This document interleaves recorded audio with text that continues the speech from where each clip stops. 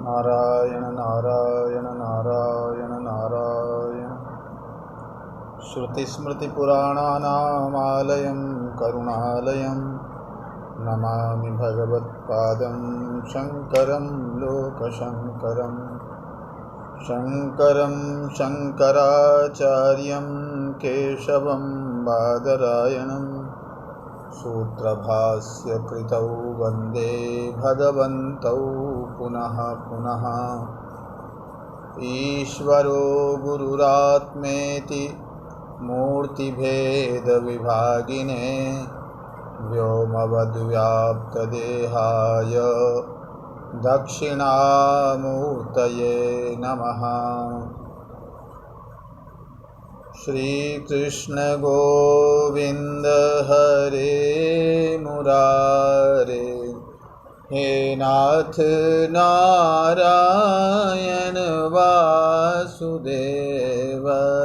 श्रीकृष्ण गोविंद हरे मुरारे, हे नाथ नारायण वासुदेव।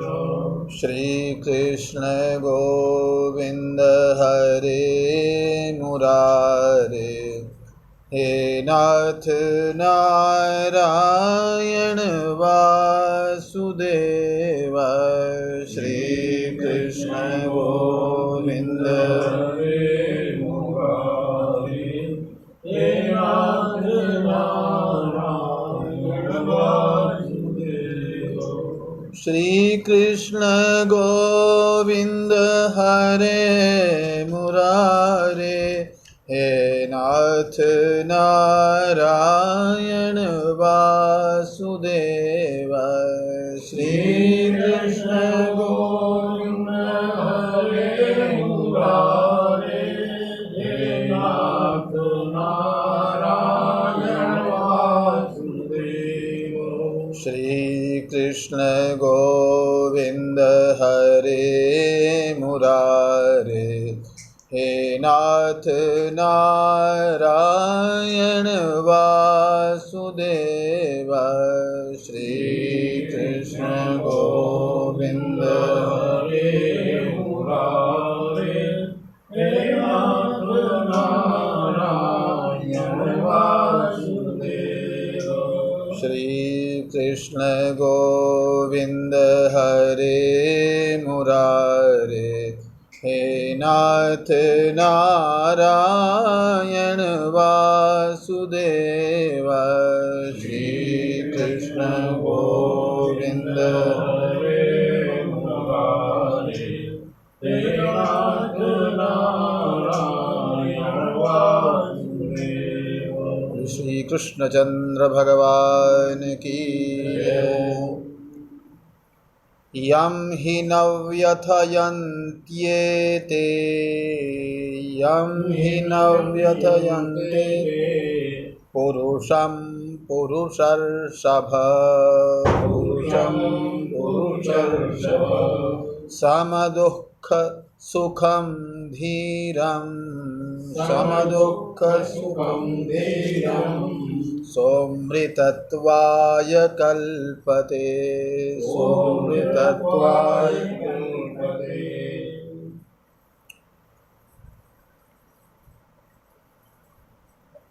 भगवान परात्पर पुरुषोत्तम परमात्मा श्री कृष्ण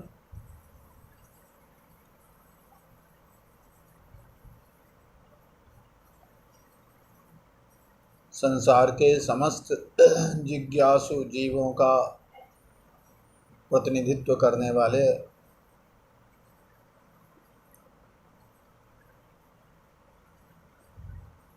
अर्जुन से कहते हैं, एते सुख दुःखदाः मात्रास्पर्शाः ही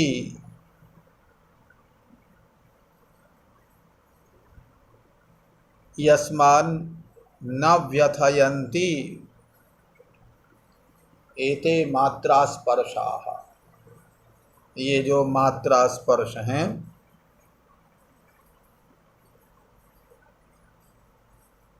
इंद्रिय विषय संयोग से उत्पन्न जो सुख दुख हैं वे ये सुख दुख जिसे व्यथा प्रदान नहीं करते हैं।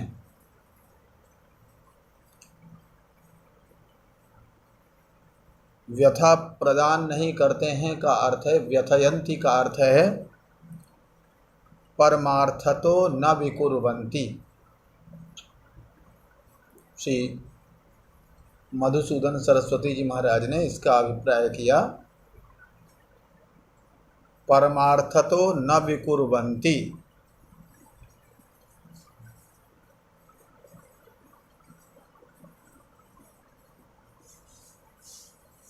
परमार्थ रूप से, वास्तविक रूप से जिसे विकारी नहीं बनाते हैं। अभिप्राय यह है कि इन सुख दुख के आने पर, सुख दुख की परिस्थिति उत्पन्न होने पर जो स्वयं को वास्तविक रूप से विकारी नहीं समझता है,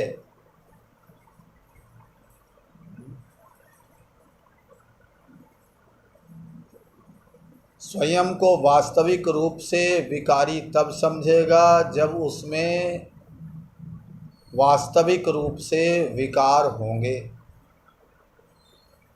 वास्तविक रूप से विकार तब होंगे जब विकारों की वास्तविक सत्ता होगी, है ना। जब विकारों की वास्तविक सत्ता होगी तब विकारों का वह वास्तविक विकारों का वास्तविक आश्रय होगा, तब वो वास्तविक विकारी होगा। तो वह जो साधक है वह ये समझ लेता है कि ये इन विकारों की वास्तविक सत्ता तो है ही नहीं, क्योंकि यह आगमापाई हैं और अनित्य हैं, और जो अनित्य है आगमापाई है उसकी वास्तविक सत्ता तो होती नहीं। तो वास्तविक सत्ता विकारों की है नहीं, जब विकार ही, विकारों की सत्ता ही सिद्ध नहीं हो रही है वास्तविक,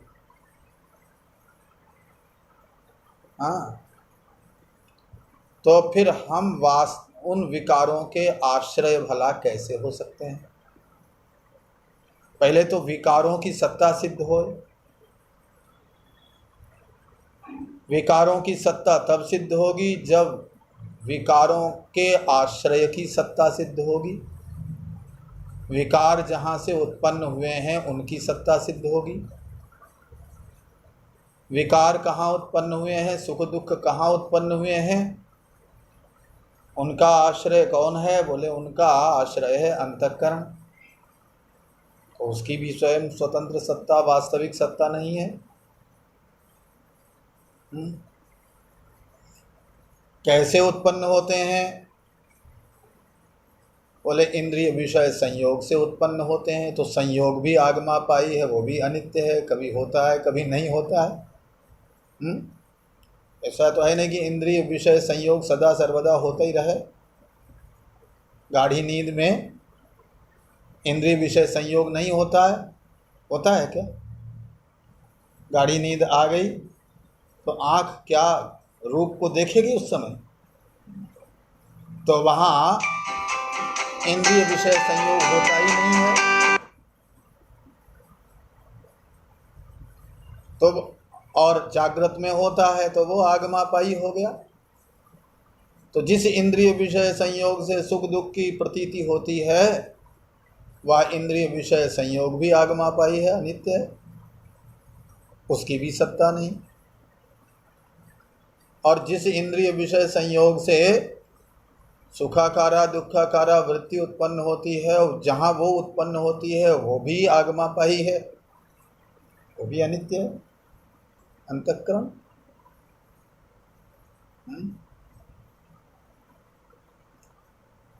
अब आप देख लो, गाढ़ी नींद में अंतःकरण रहता है क्या?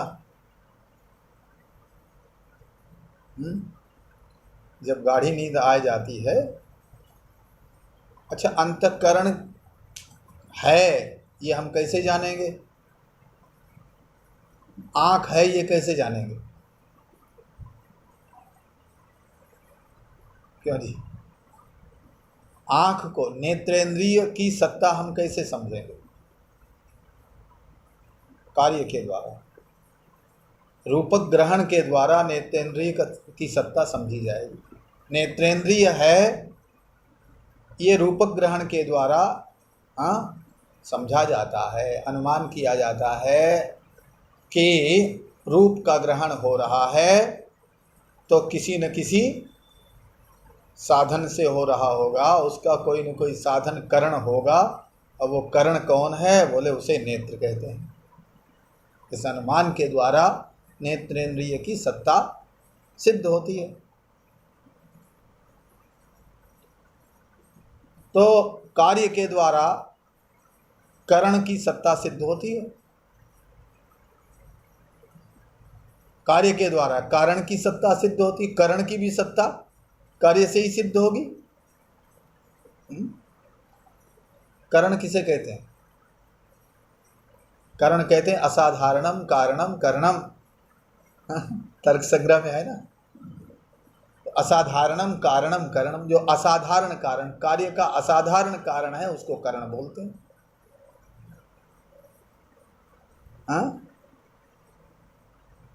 जो असाधारण कारण है, एक तो साधारण कारण है, एक असाधारण कारण है। रूपक ग्रहण का नेत्र असाधारण कारण है, उसके बिना तो रूपक ग्रहण हो ही नहीं सकता। तो इसलिए वो उस कारण की सत्ता कार्य से ही सिद्ध होगी। तो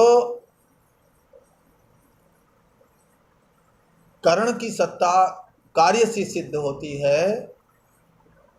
इसी प्रकार जैसे नेत्र की सत्ता रूपक ग्रहण से सिद्ध होती है, इसी प्रकार अंतःकरण की सत्ता किससे सिद्ध होगी?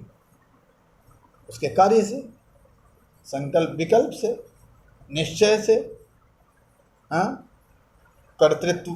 कर्तृत्व बोध से, हम कर्ता, हम सुखी, हम दुखी। ये जो सुखाकारा दुखाकारा वृत्ति है, इससे ही तो उसकी सत्ता सिद्ध होगी।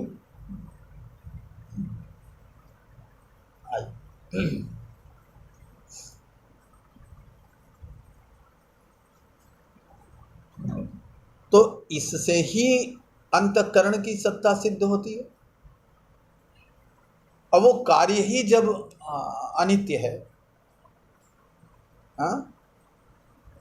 वही जब आगमापाई हो गया, तो उससे सिद्ध होने वाली, उस कार्य से, उस सुख दुख से, उस संकल्प विकल्प से, उस काम आदि से जो जिस अंतःकरण की सत्ता सिद्ध हो रही है, वह अंतःकरण भी अनित्य हो गया, वो भी अनित्य। तो अंतःकरण भी अनित्य, अंतःकरण से उठने वाली जो वृत्ति है वो भी अनित्य। और वो वृत्ति जिससे पैदा हो रही है सुखाकारा दुखाकारा वृत्ति, वो संयोग भी, इंद्रिय विषय संयोग भी अनित्य। तो जब ये सब विकार हैं और ये विकार आगमापाई हैं, अनित्य हैं, इनकी वास्तविक सत्ता है ही नहीं, जब ये वस्तुता है ही नहीं, स्वतंत्र इनकी वास्तविक सत्ता है ही नहीं, तो इन विकारों का आश्रय विकारी भला मैं कैसे हो जाऊंगा?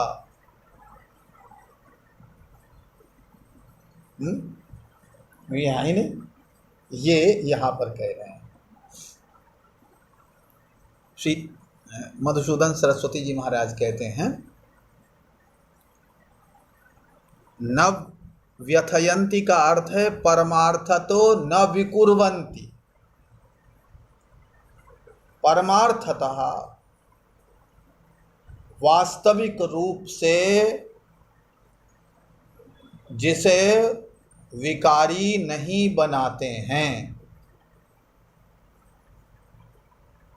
एते मात्रा स्पर्श, ये मात्रा स्पर्श वास्तविक रूप से विकारी नहीं बनाते हैं का मतलब जो इन विकारों की उत्पत्ति से और इन विकारों के विलय से, हाँ,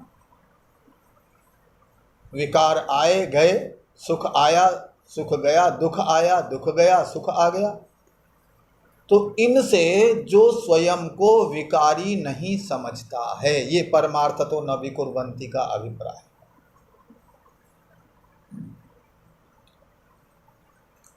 क्यों?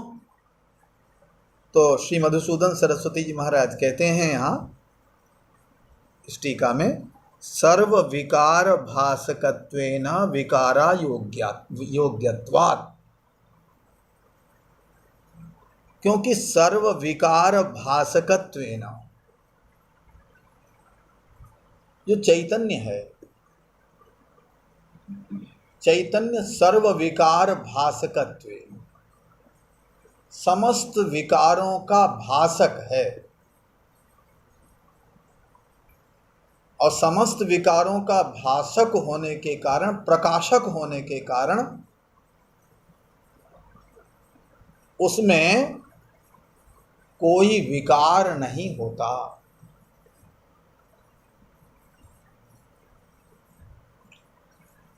इसको ऐसे समझें कि जैसे ये बल्ब जो है ये जल रहा है और ये फर्श को प्रकाशित कर रहा है। फर्श जो है बहुत साफ सुथरी है, चमक रही है, इसको प्रकाशित कर रहा है बल्ब, ये प्रकाशक हो गया। अब मान लीजिए इस पर जो है मिट्टी छा गई, हाँ, गंदा हो गया फर्श, अब उस गंदगी को भी वो प्रकाशित करेगा। जब इसके साफ सुथरेपन को ये प्रकाशित कर रहा है कि फर्श बड़ी साफ सुथरी है, इसको प्रकाशित कर रहा है, तो फर्श गंदी है उसको भी प्रकाशित करेगा। अच्छा, मान लो उसकी गंदगी को, फर्श की गंदगी को उसने प्रकाशित किया, तो क्या इस बल्ब में गंदगी आ जाएगी? क्यों नहीं? फर्श की गंदगी का प्रभाव क्या बल्ब में पड़ेगा? नहीं, वो तो वैसा प्रकाशित कर रहा है।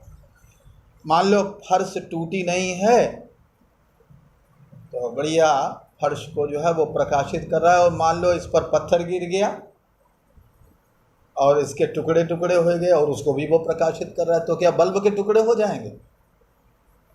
हाँ, तो जो प्रकाशक होता है वह प्रकाश्य के विकार से विकृत नहीं होता है ना? इसका अर्थ यही हुआ। क्या अर्थ हुआ? हाँ? प्रकाशक प्रकाश्य के विकार से विकृत नहीं होता। प्रकाश्य के विकार प्रकाशक में नहीं आते।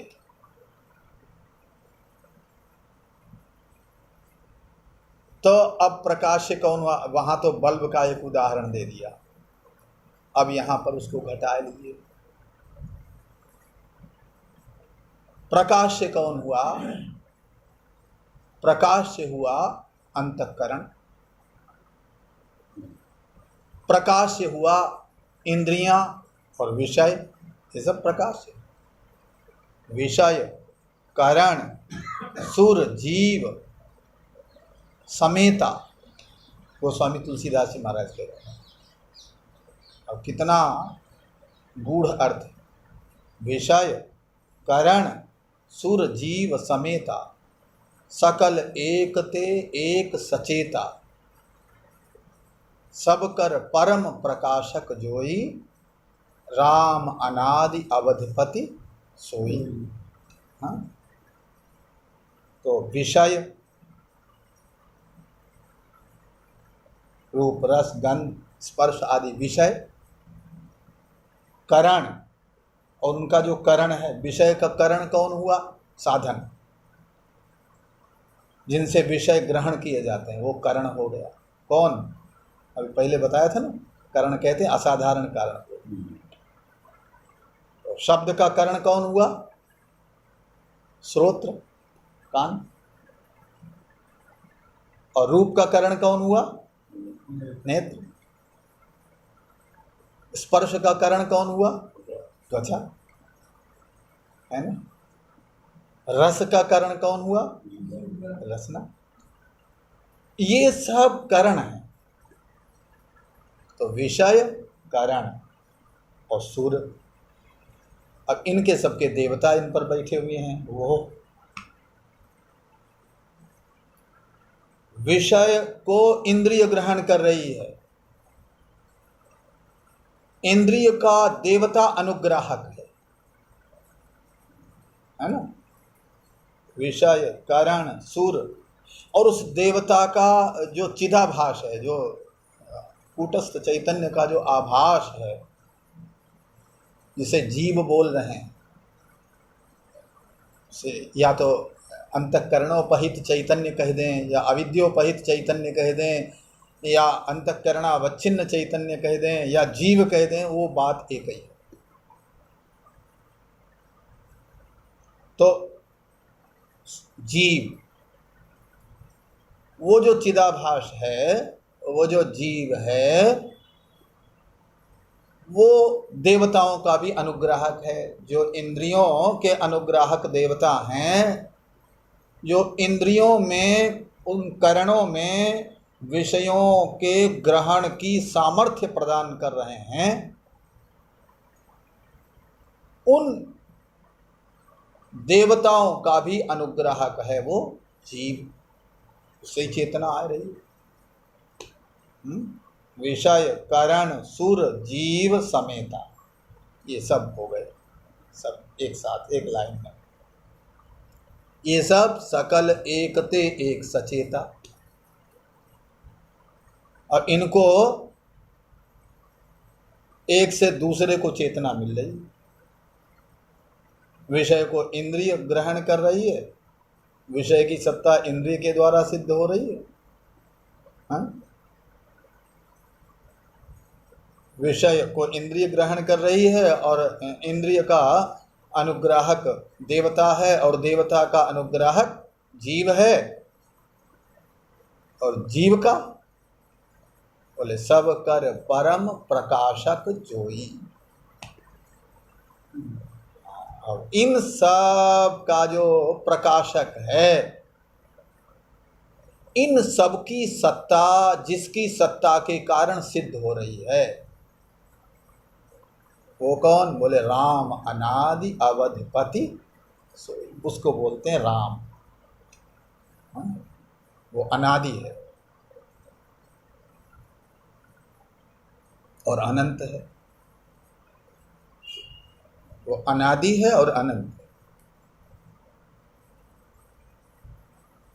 और ये जो है ना, ये जितने विषय ना तो अनादि है और ना अनंत है। मकान अभी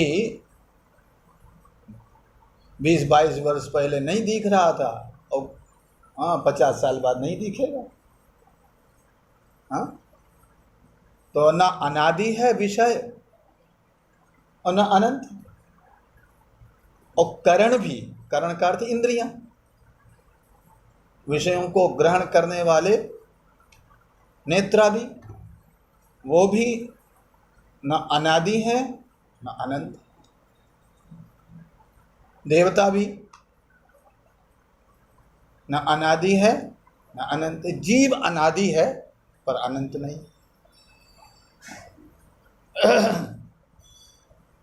अनादि तो है पर अनादि भाव काल से चला आ रहा है। लेकिन जीव भाव की निवृत्ति ज्ञान होने के बाद हो जाती है, वो निवृत्त हो जाता है, जीव भाव नहीं रहता है।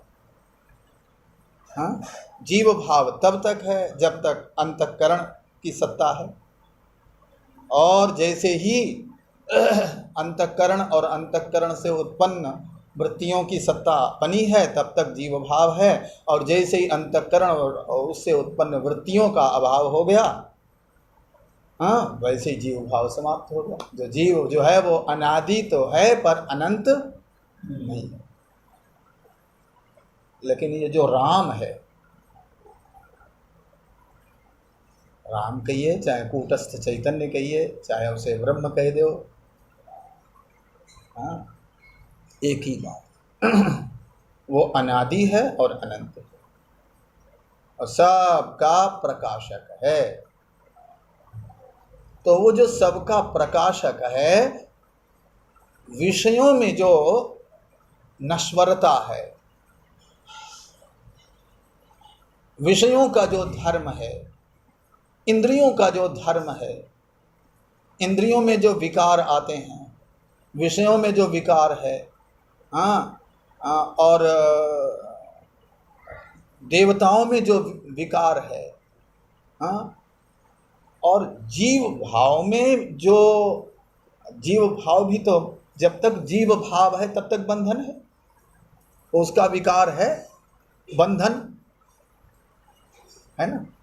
जीव भाव है तब तक बंधन है। तो उसमें जो बंधनात्मक विकार की प्रतीति है, ये इस विकार का उस सबके प्रकाशक, उस चेतन सत्ता पर कोई प्रभाव नहीं पड़ता। जैसे इस प्रकाशक बल्ब का, इस प्रकाशक बल्ब पर हर्ष के विकारों का प्रभाव नहीं पड़ता। यही बात कह रहे हैं यहाँ पर। सर्व विकार भासकत्वेन विकारा योग्यत्वात्, इतनी बात इस छोटे से वाक्य में बताई। सर्व विकार भासकत्वेन, सब विकारों का भासक होने के कारण, प्रकाशक होने के कारण, आत्मा विकारा योग्यत्वात्, आत्मा में किसी भी विकार की योग्यता नहीं है। हाँ, वो किसी भी विकार के योग्य नहीं है, अर्थात उसमें कोई विकार हो ही नहीं सकता। हाँ, क्योंकि वो समस्त विकारों का प्रकाशक है। ये यहाँ कह रहे हैं। अब यहाँ एक उद्धरण दे दिया इस विषय में, श्रुति का उद्धरण है। सूर्यो यथा सर्वलोकस्य चक्षुर न लिप्यते चाक्षुषैर्बाह्यदोषैः एकस्तथा सर्वभूतान्तरात्मा न लिप्यते लोकदुःखेन बाह्यः।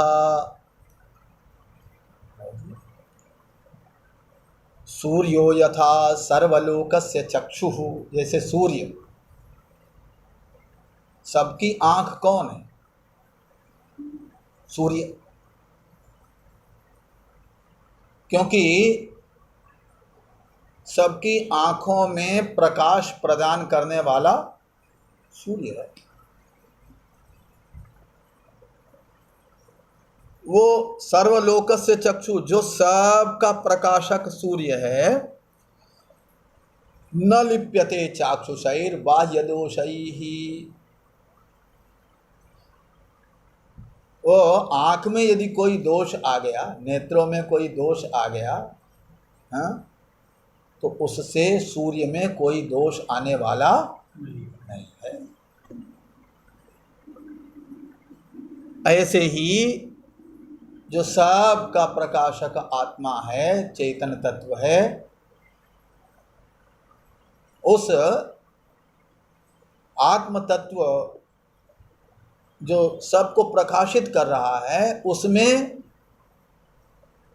प्रकाश्य में जो विकार आया है, प्रकाश्य में जो दोष आए हैं, अनित्यत्व आया है, आगमापायित्व आया है, हाँ, प्रकाश्य में जो सुख दुख की प्रतीति हो रही है, शीतोष्ण की प्रतीति हो रही है, अनुकूलता प्रतिकूलता की प्रतीति हो रही है, नश्वरता की प्रतीति हो रही है, उन सब विकारों से वो जो प्रकाशक आत्मा है वो सर्वथा रहित है।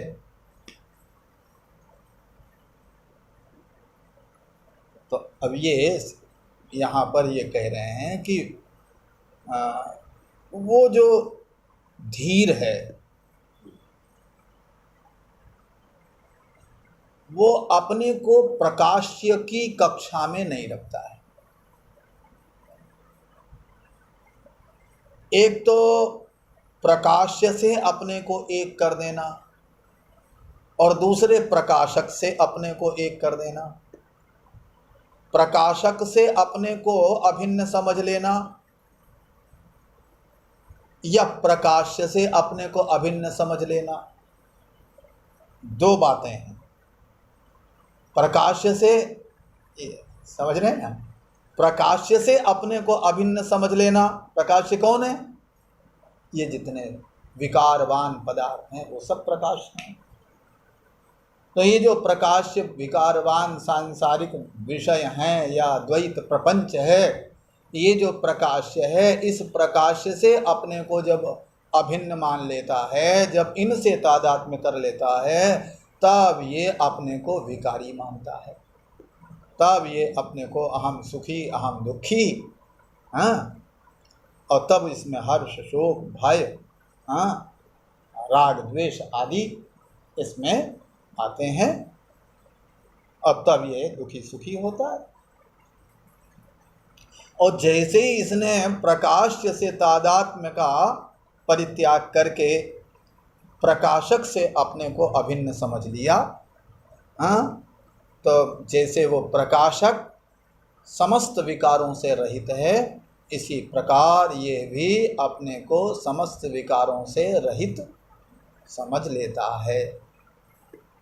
ये जो समझ है यही धैर्य है, और ये धैर्य जिसमें है उसी को धीर कहते हैं। ये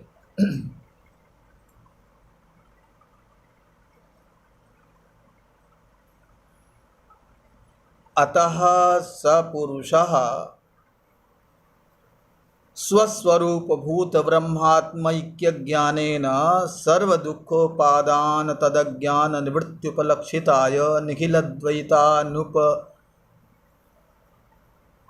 निखिलद्वैतानु परस्वाभाविक धर्माणां धर्मि निवृत्तिमंतरेण निवृत्तेर्न कदापि मुच्येत। ये श्री मधुसूदन सरस्वती जी महाराज कहते हैं। बहुत विस्तृत टीका है श्रीमद् भगवद गीता पर।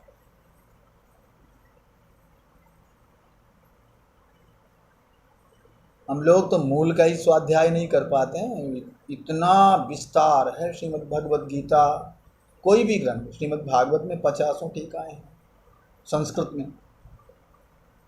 श्रीमद् भगवद गीता पर तो संस्कृत में बहुत टीका है, संस्कृत की बहुत और बड़ी विस्तृत व्याख्या है, बहुत विस्तृत। कोई ऐसा आचार्य नहीं है जिसने भाष्य न किया हो। हाँ, रामानुजाचार्य, निम्बार्काचार्य, हाँ, वल्लभाचार्य, भगवान आदि शंकराचार्य, और भी ये जो आचार्य जितने हैं इन्होंने तो भाष्य किए ही, और इनके भाष्य के ऊपर भाष्य है, फिर उसके ऊपर भाष्य है, फिर उसके ऊपर भाष्य है, ऐसे करके कई कई टीका है। हाँ, आज भी शोध हो रहा है। आज भी शोध हो रहा है। ऐसा अद्भुत ग्रंथ।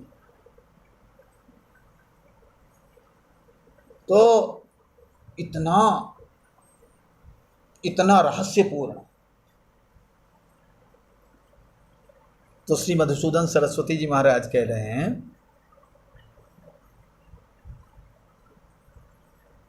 कि अतः स पुरुषः, पहले श्लोक में आया ना, यम हि न व्यथयन्त्येते पुरुषम पुरुषर्षभ, यम पुरुषम न व्यथयन्ति। क्यों व्यथा प्रदान नहीं करते हैं? बोले स पुरुषः स्वस्वरूप भूत ब्रह्मात्मैक्य ज्ञानेन, वो जो पुरुष है वो अपने स्वरूप भूत ब्रह्म से प्रत्यगात्मा को एक समझ के, वो जो व्यापक तत्व है जो कण कण में समाया हुआ है, वो जो व्यापक तत्व है वह व्यापक तत्व हमारी प्रत्यगात्मा से सर्वथा अभिन्न है, वही मैं हूँ।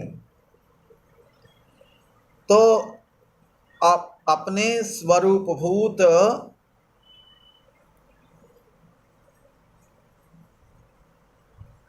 ब्रह्म से प्रत्यगात्मा को एक समझ के क्या होता है, जैसे ही एक समझ लिया उसने, हाँ, अब वो ब्रह्म तो निर्विकार है, वो प्रकाशक है ना, ये सब प्रकाश्य है।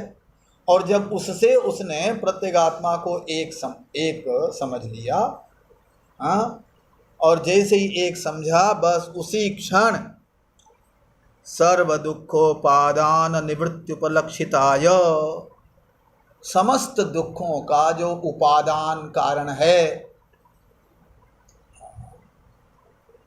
समस्त दुखों का, दुख पद से यहाँ पर सुख भी ले लिया जाएगा, दुख से दुख ही नहीं, क्योंकि जिसे हम संसार में सुख कह रहे हैं वह तो लुभावनी सुखात्मिका ओढ़नी ओढ़ के दुख ही आ रहा है,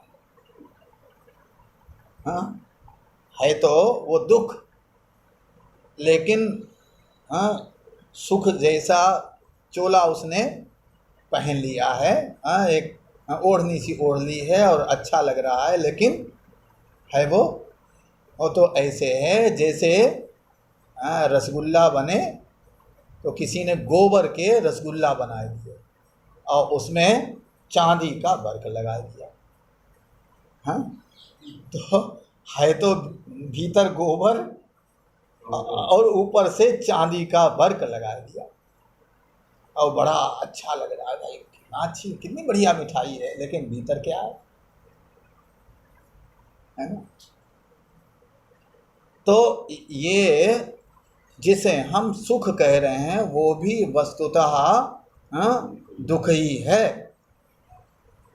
क्योंकि सुखास्पद वस्तु के संरक्षण में, उसकी रक्षा सुरक्षा में, उसके पाने में दुख होता है, हाँ, पहले तो उसकी उत्पत्ति में ही उसके पाने में दुख है, फिर उसके संरक्षण में दुख है, और फिर वो खिसक जाए तो दुख है, हाँ, तो सुखास्पद विषय, उसके अर्जन में दुख, और फिर आ गया तो उसके संरक्षण में दुख, और वो खिसक गया तो उसके जाने में दुख,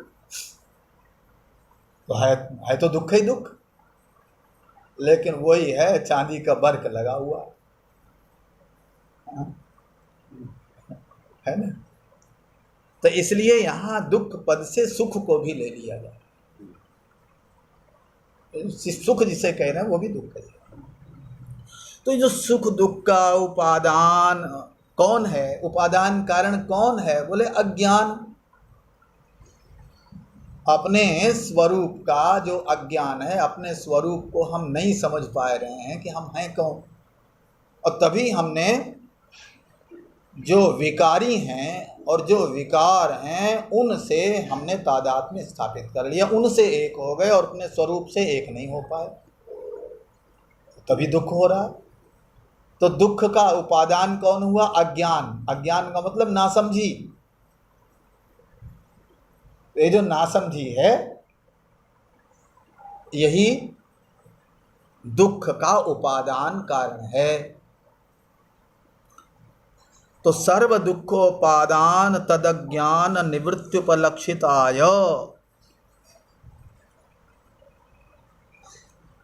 यहां पर अमृतत्व की परिभाषा कर रहे हैं। अमृतत्व क्या है? सोमृतत्वाय कल्पते, उसको अमृतत्व प्राप्त होता है। तो अमृतत्व प्राप्त होता है, इसका अभिप्राय यहां किया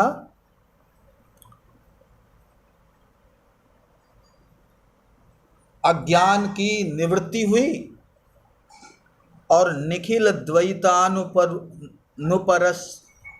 स्वाभाविक धर्माणाम, निखिल द्वैतान, जितने भी द्वैत हैं,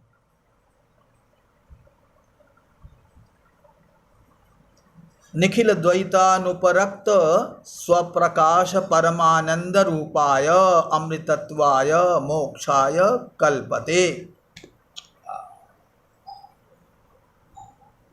द्वैत से सर्वथा रहित, विकारों से सर्वथा रहित, ऐसे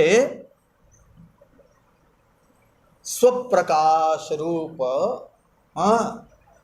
परमानंद मोक्ष का वो अधिकारी हो जाता है।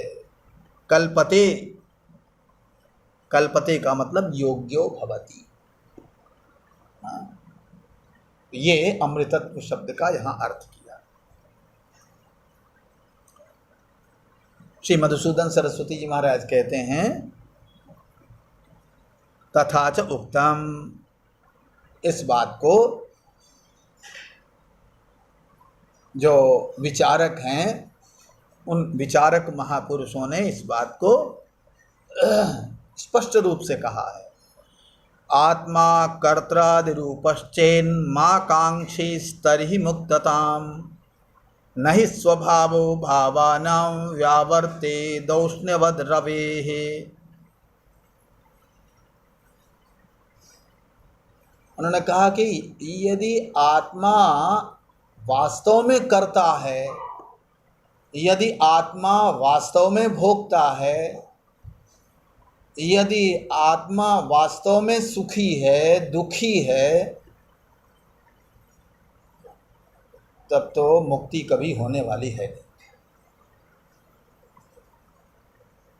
मोक्ष की स्वप्न में भी इच्छा मत करना। नाकांक्षी तर्हि मुक्तताम। क्यों? क्योंकि आत्मा को तो आपने स्वाभाविक विकारी मान लिया, स्वाभाविक रूप से सुखी दुखी मान लिया। तो नहि स्वभावो भावानां व्यावर्तेत औष्ण्यवद रवेः।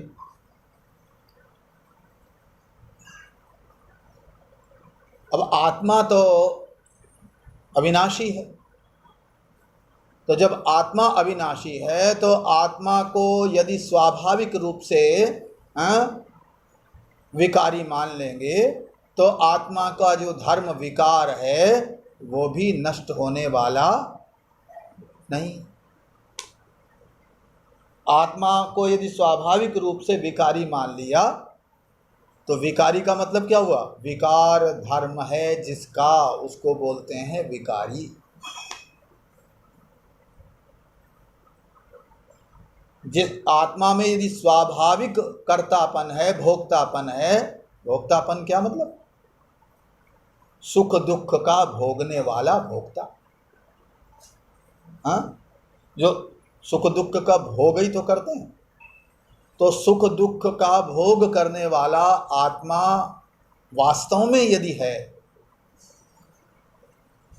सुख दुख का भोक्तृत्व यदि उसमें वास्तव में ही है, तो फिर आत्मा, फिर तो सुख दुख कभी हटेगा ही नहीं, विकार कभी मिटेगा ही नहीं, क्योंकि उसका तो वास्तविक धर्म हो गया।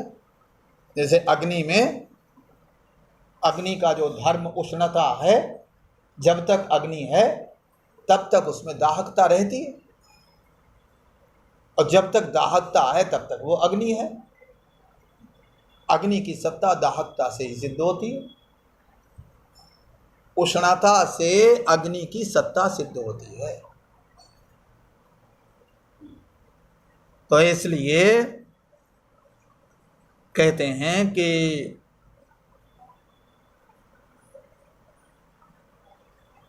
इससे ये मानना पड़ेगा,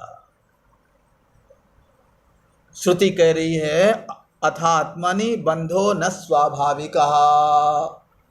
शास्त्रों में, वेदांत दर्शन में, श्रुतियों में ये कहा गया है कि आत्मा में बंधन, आत्मा में कर्तृत्व, आत्मा में भोक्तृत्व स्वाभाविक नहीं है, वास्तविक नहीं है। ये इसी संदर्भ में, इसी श्लोक के संदर्भ में टीका है। जब ये समझ में आवेगा तभी तो व्यथयंती होगा, न व्यथयंती। हाँ, तो आत्मा में बंधन स्वाभाविक नहीं है। बंधन किससे होता है?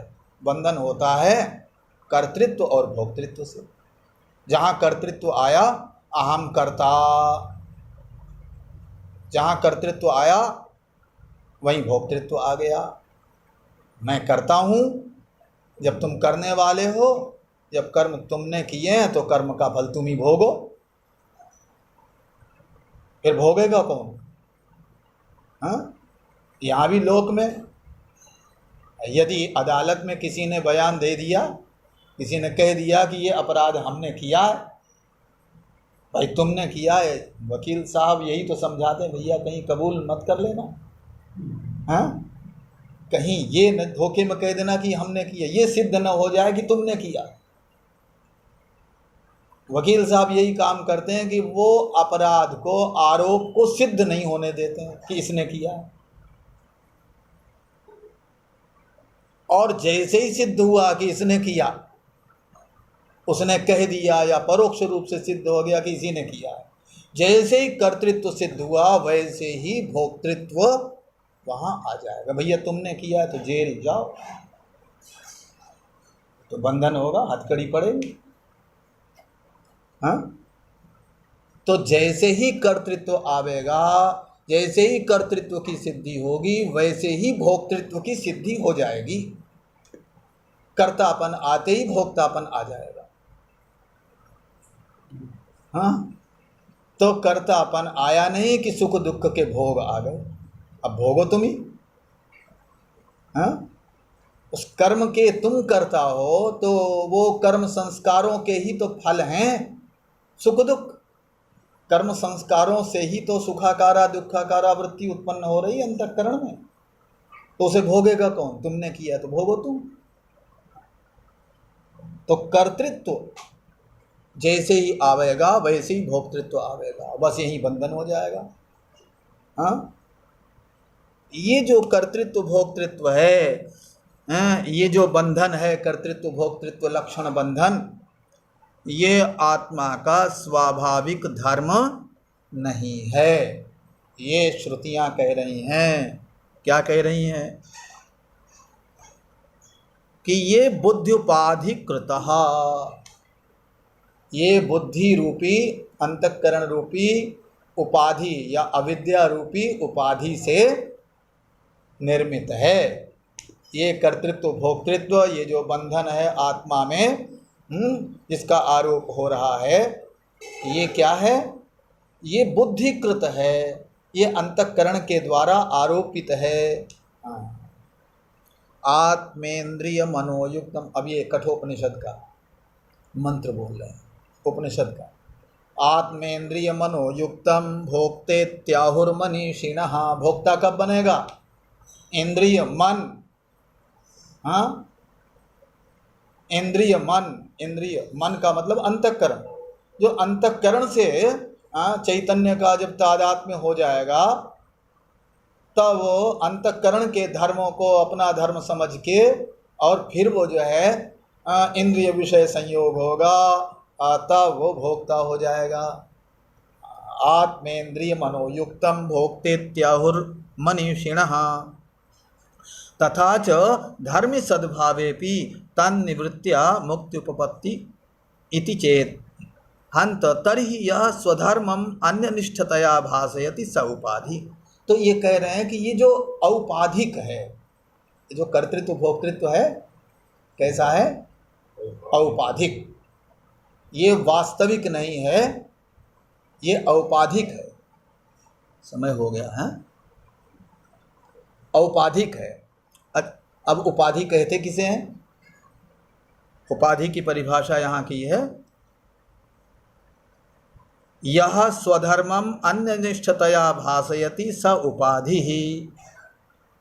जो अपने धर्म को दूसरे में दिखावे, अपने से अतिरिक्त, अपने धर्म को अपने से अतिरिक्त किसी दूसरे में दिखावे, उसको बोलते हैं उपाधि, है ना। जैसे स्फटिक के पास में गुड़हल का फूल रख दिया। अब गुड़हल का जो धर्म है लौहित्य, रक्तिमा, लालिमा, अब वो लालिमा को उस गुड़हल ने स्फटिक के पास रह के और उस स्फटिक में अपने लौहित्य को, अपनी रक्तिमा को दिखाई दिया। तो बोले ये अरे स्फटिक लाल है। जो नासमझ होते हैं वो कहते हैं अरे स्फटिक लाल लाल है। तो लाल लाल स्फटिक नहीं है, लाल लाल तो वो फूल है, और फूल की जो रक्तिमा है वो स्फटिक में प्रतीत हो रही है। तो इसलिए वो जो स्फटिक में प्रतीत होने वाली रक्तिमा है वो जिससे प्रतीत हो रही है, जिसकी सन्निधि से, जिसके सामीप्य से प्रतीत हो रही है, वो उपाधि है। तो वो जो जपा कुसुम है, वो जो गुड़हल का फूल है, वो हो गई उपाधि, है ना। ऐसे ही अंतःकरण के सन्निधान से, अंतःकरण के सामीप्य से या अंतःकरण में तादात्म्य स्थापित करने के कारण उस चैतन्य में बंधन की प्रतीति हो रही है, कर्तृत्व भोक्तृत्व की प्रतीति हो रही है। इसलिए ये जो अंतःकरण है ये उपाधि है, और उपाधि से जिस धर्म की अन्य में प्रतीति होती है वो उस अन्य में प्रतीत होने वाला धर्म वास्तविक नहीं होता है, वो औपाधिक होता है। जैसे स्फटिक में प्रतीत होने वाली रक्तिमा औपाधिक है, वास्तविक नहीं है। इसी प्रकार आत्मा में प्रतीत होने वाली जो कर्तृत्व भोक्तृत्व आदि की जो प्रतीति है आत्मा में, जो बंधन की प्रतीति है आत्मा में, वो वास्तविक नहीं है, वो औपाधिक है। और इस प्रकार औपाधिक समझ के कि ये प्रतीति, ये विकार की प्रतीति, ये कर्तृत्व की प्रतीति, ये बंधन की प्रतीति, सुख दुख की प्रतीति, ये औपाधिक है, ये अंतःकरण का धर्म है, ये हमारा धर्म नहीं है। और इस प्रकार समझ के जो अपने को अंतःकरण से भिन्न समझ के अपने ब्रह्म स्वरूप में प्रतिष्ठित हो जाता है, वही अमृतत्व का अधिकारी होता है। बोलो श्री कृष्णचंद्र भगवान की जय। थोड़ा कल और होगा इसी की व्याख्या। श्री कृष्ण जो गोविंद हरे मुरारे, हे नाथ नारायण वासुदेव। श्री कृष्ण गोविंद हरे मुरारे, हे नाथ नारायण वासुदेव। श्री कृष्ण गोविंद हरे मुरारे, हे नाथ नारायण वासुदेव श्री कृष्ण गोविंद